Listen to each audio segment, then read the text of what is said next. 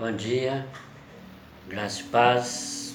Estou trabalhando aqui neste momento aqui no escritório e vamos dar uma pausa aqui e estudar um pouquinho aqui da palavra de Deus. Quero trazer aqui para vocês o Salmo de número 134. É um salmo de romagem, um cântico de romagem que diz o título Convocando ao culto vespertino. Então diz assim o salmo, é um salmo bastante curto, mas ele diz assim: Bendizei ao Senhor, vós todos servos do Senhor, que assistis na casa do Senhor nas horas da noite. Ergui as mãos para o santuário e bendizei ao Senhor. De Sião te abençoe o Senhor, Criador do céu e da terra. Vamos fazer uma oração neste momento? Pai amado, Pai querido, obrigado, Senhor, por este privilégio, por esta bênção que o Senhor me concede de falar da Tua Palavra, ó Deus, de poder parar aqui uns minutos no meu trabalho e desenvolver aqui um estudo para o auxílio dos irmãos, para a edificação do coração dos irmãos. Muito obrigado, ó Deus, por ter falado ao nosso coração. E tudo nós agradecemos pelas bênçãos que o Senhor tem derramado sobre as nossas vidas. Nós oramos agradecidos em nome do Senhor Jesus. Amém. Então, irmãos, aqui nós temos o último e o mais curto dos cânticos de romagem. E nós podemos dividir aqui este Salmo 134, se tratando de estrutura, em duas partes. Do versículos 1 e 2, podemos dizer que possivelmente recitados como uma convocação na troca da vigília da noite no templo. E o versículo 3 é uma resposta a esse trabalho dos levitas e dos sacerdotes. Que nós não podemos esquecer aqui, irmãos, que o Salmo 134, como está aqui no Antigo Testamento, né? Ele retrata literalmente o trabalho no templo ou no tabernáculo naquele tempo. Então nós estamos aqui para falar do Salmo 134, simplesmente comparando com o templo que nós temos hoje, uma igreja, né, conforme nós chamamos hoje. Mas aqui o Salmo 134 ele fala exatamente deste serviço dos sacerdotes no templo. Então, versículo 1 e 2, ele recita, né, como uma convocação na troca de vigília. É como um presídio, por exemplo, né? Vamos dar um exemplo aqui do presídio, que os guardas lá do presídio, eles trocam de turno. Saem alguns que ficaram durante um certo tempo, quem sabe à noite, de manhã vêm outros para vigiar ali. Naquele tempo, quando o salmista escreveu este salmo, também era desse jeito, era desta forma. Os sacerdotes, tinham diversos sacerdotes, alguns ficavam no serviço do templo, cuidando lá dentro do templo, e tinham um horário de sair, um momento de sair. Então vinham outros para dar continuidade no trabalho, no serviço. Então aqui no Salmo 134, já no versículo 1, diz assim: Bendizei ao Senhor, vós todos servos do Senhor. Bendizei ao Senhor. Servos. A referência aqui, irmãos, geralmente assim eu falando sobre os servos de Deus, ela é tornada assim como que específica na linha paralela, referindo-se aos sacerdotes e levitas, conforme eu já falei, que guardam o templo durante a noite. Então o templo não ficava lá, conforme hoje as nossas igrejas, os nossos templos, nós terminamos o culto, trancamos a porta com chave, trancamos o portão e vamos embora para casa, ou a gente vem para casa e deixa o templo lá fechado. Naquele tempo não, o templo ou o tabernáculo era guardado durante a noite. E daqui a pouquinho nós vamos explicar aqui para os irmãos por que era guardado durante a noite. Então aqui na questão que fala assim, nas horas da noite, que assistis na casa do Senhor, nas horas da noite, é que a vigília da noite, o período no qual os sacerdotes em serviço, carregando ali as tochas, deixariam as coisas prontas para o ministério no dia seguinte. Então, ali à noite, os sacerdotes, eles carregavam as tochas, né, de fogo acesas, colocavam ali no local adequado para que pudesse não só iluminar o templo, mas também para que no outro dia, já de manhãzinha, ou seja, no mesmo dia, né, da madrugada, de manhãzinha, já estivesse tudo pronto para a adoração.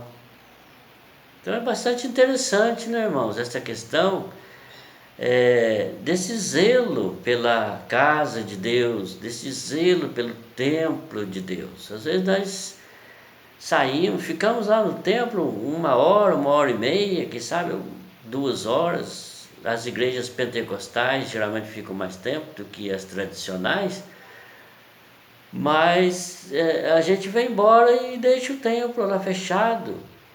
E isso não quero dizer que nós deixamos Deus fechado ali. Não, Deus nos acompanha através do seu Espírito Santo, no nosso coração. Nós fechamos o templo e voltamos para casa, o Espírito Santo, a presença de Deus continua permanente conosco. Mas eu acho assim, falando aqui do Salmo 134, eu acho bastante interessante esta questão dos sacerdotes ali ficar cuidando do templo à noite, colocando as tochas ali acesas, cuidando ali dos utensílios do templo, para que no outro dia de manhã estivesse tudo pronto para a adoração ao Senhor. Então eu acho bastante interessante isso, é um zelo que os sacerdotes tinham e que eu acredito que nós também devemos ter, embora nós não tenhamos esta prática hoje, nos nossos dias, de ficar lá no templo, com o templo lá cuidando, né, para que no outro dia tenha o trabalho, ou seja, Deus seja adorado, seja reverenciado, né? Então nós não temos esta prática hoje e creio também que nem é assim necessário, não que Deus não mereça, Deus merece todas as coisas, mas hoje nós não temos esta prática, né? E aqui quando fala no versículo de número 2, erguei as mãos para o santuário e bendizei ao Senhor. Erguei as mãos, é um gesto de oração e súplica. Então os sacerdotes ali, eles não só cuidavam ali da iluminação do templo com aquelas tochas de fogo, mas também ali naquele momento eles também tinham a sua adoração. Eles erguiam as mãos para o santuário e bendiziam ao Senhor, ou seja, faziam suas orações ao Senhor, louvavam, glorificavam o nome do Senhor. Então aqui também tem a palavra santuário, erguei as mãos para o santuário. Então veja que no santuário, o primeiro compartimento do tabernáculo ou do templo era onde estavam o altar do incenso e a mesa dos pães da proposição. Então dentro do templo tinha o altar do incenso e a mesa dos pães da proposição. Então isso é bastante importante, que os sacerdotes cuidavam desta parte, cuidavam do altar do incenso, colocando ali sempre o incenso, não deixando faltar, e também cuidando da mesa dos pães da proposição. Os pães eram trocados, não ficava aquele pão velho ali, mas os pães eram trocados diariamente. Então isso é bastante interessante, irmãos. E depois fala aqui que o gesto dos adoradores dirige seu louvor na direção de Deus entronizado em seu templo. Então quando fala que erguei as mãos para o santuário e bendizei ao Senhor, é que o gesto dos adoradores deveriam ser dirigidos em atitude de louvor em direção a Deus. Então isso é muito importante, até mesmo na nossa casa, não precisa ser lá no templo, lá na igreja, mas até mesmo na nossa casa, nós podemos, determinado momento que a gente estiver aqui em casa, ou em algum lugar assim, fora de casa, a gente também pode erguer as mãos para Deus e glorificá-lo. Isso não é errado. Alguém poderia dizer assim, mas isso não é coisa de igreja neopentecostal, pentecostal, que fica erguendo as mãos. Não, nós também podemos erguer as mãos para o alto, agradecer a Deus por tudo que Ele tem feito por nós, pelas bênçãos que Ele tem derramado no nosso coração, pela palavra que Ele tem nos ensinado. Vamos glorificar sim o nome do Senhor, vamos dar glórias ao nosso Deus, vamos dar aleluias ao nosso Deus, porque Ele é merecedor de toda honra, de toda glória, de todo louvor. E para a gente encerrar aqui, irmãos, aqui fala assim, de Sião, versículo 3, né? De Sião te abençoe o Senhor, Criador do céu e da terra. De Sião te abençoe o Senhor. É uma bênção, a bênção litúrgica, que também os sacerdotes costumavam fazer, né? Então, hoje também nós, quando terminamos o culto, nós impetramos a bênção sobre a vida dos irmãos em nome de Jesus, em nome do Espírito Santo, em nome de Deus, né? Que a graça do Senhor nosso Deus, que a graça do Senhor Jesus Cristo, né? Que a gente começa assim, o amor do Pai e as doces consolações do Espírito Santo sejam com esta igreja, assim que a gente fala. Então a bênção é impetrar a bênção sobre a vida dos irmãos, e naquele momento, quando os irmãos estendem as suas mãos, é para receber a bênção. Às vezes, irmãos, nós ficamos tão tristes quando nós olhamos para a igreja. Claro que alguém pode dizer assim, mas você estava com os olhos abertos, olhando para ver quem é que estava recebendo a bênção? Não é necessário, é claro. Tem muitas pessoas que não compreendem isso, não querem mesmo fazer assim com as suas mãos, estender as suas mãos. Então nós ficamos olhando, mas tem gente que fica com as mãos no bolso, tem gente que fica com o braço cruzado, tem gente que fica ali conversando com o outro, cochichando com o outro, na hora que é para receber a bênção, que é exatamente essa aqui, de Sião te abençoe o Senhor, Criador dos céus e da terra. Então, irmãos, a palavra de Deus é algo muito sério. As Escrituras é a palavra de Deus, é algo seríssimo que tem que ser levado em conta de uma forma bastante zelosa mesmo de nossa parte. Então a gente vê muito hoje na igreja, muitas pessoas brincando dentro da igreja, a gente vê muitas pessoas conversando dentro da igreja, a mãe conversando com a criança brincando com a outra criança, um mexendo no cabelo do outro e assim por diante, e às vezes acaba perdendo naquele momento bastante especial, que é a pregação da palavra, que é a ministração da palavra, que o dirigente, o pastor, o presbítero, alguém está pregando ali, a pessoa perde tudo aquilo. Por quê? Porque está com a sua atenção voltada para outras coisas. Quantas vezes nós vemos aí pessoas olhando no celular? Quantas vezes pessoas entram na igreja, não desligam o seu celular, ou então não coloca ali no vibrador ali, né, para vibrar apenas, mas o celular toca dentro da igreja, já sai atendendo o celular, atendendo aquela pessoa. Então tem que ter muito zelo, irmãos, muito zelo mesmo pelas coisas de Deus. Sem brincadeiras dentro da igreja, sem conversação. Olha, quando a pessoa chega, eu sempre falo isso na igreja, quando a pessoa chega lá no portão da igreja, ou seja, lá mesmo na rua, depois que sai da sua casa, ou lá mesmo dentro da sua casa, ela não pode ser escandalosa, não pode gritar, ficar gritando para que a vizinhança escute, e principalmente na porta da igreja, nos átrios da casa do Senhor. Mas aí alguém pode dizer assim, mas você é muito careta, você é muito tradicional, você é uma reformada, de igreja reformada, por isso vocês não gostam dessas coisas de muito barulho, muita coisa. Não.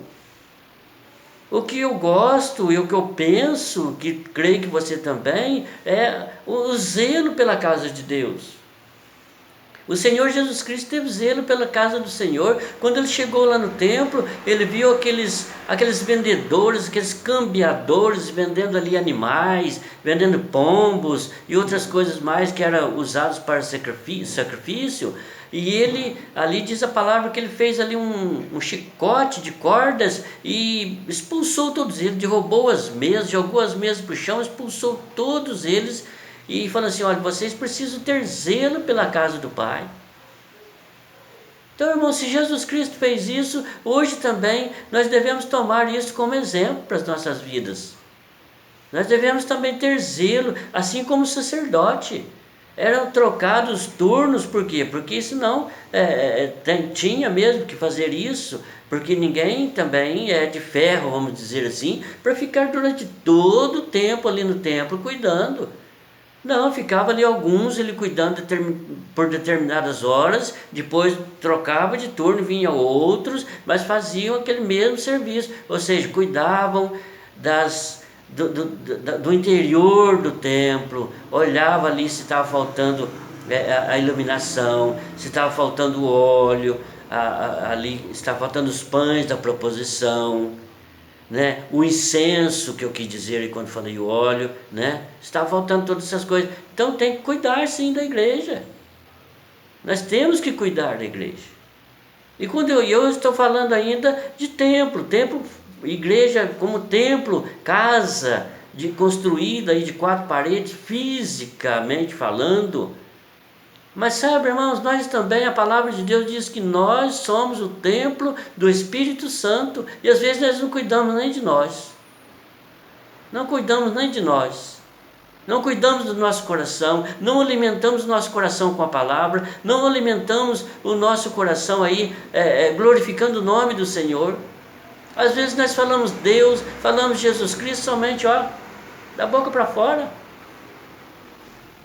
E o próprio Deus diz assim, este povo honra-me com os lábios, mas o coração está longe de mim.